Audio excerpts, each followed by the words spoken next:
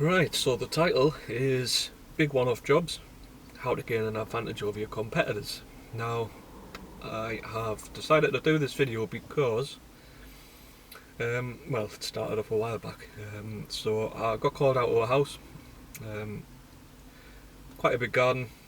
The husband had passed away a couple of years prior, and it was his garden, it was his kind of thing, he enjoyed it.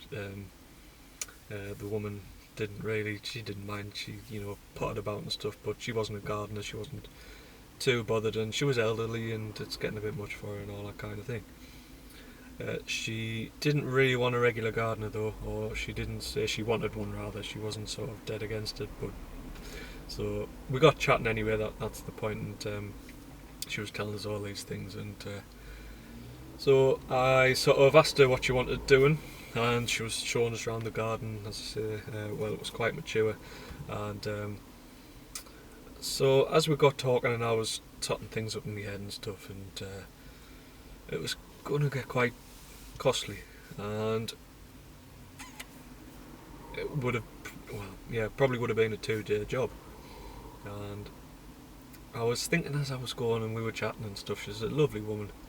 I thought to myself, could I maybe chip away at this garden? Because that's the thing, she wasn't sort of saying, I want a transformation.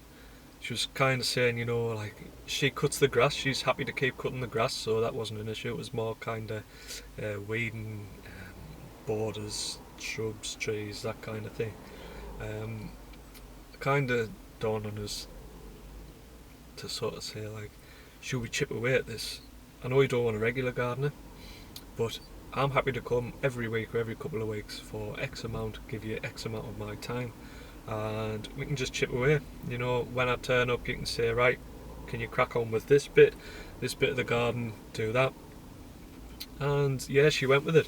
So if I'd given her a massive price, I may well have got the job, yeah, fine.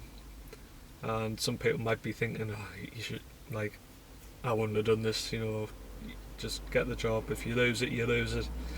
But I just thought, like, she was a nice woman, I thought, like, I think probably the reason I sort of thought that was, I got the feeling it would be helping her out a little bit, maybe financially. Could be wrong there, but she seemed to really like the idea anyway and agreed. So yeah, sorry, it's getting a bit bright here, this sun. Oh, not that way.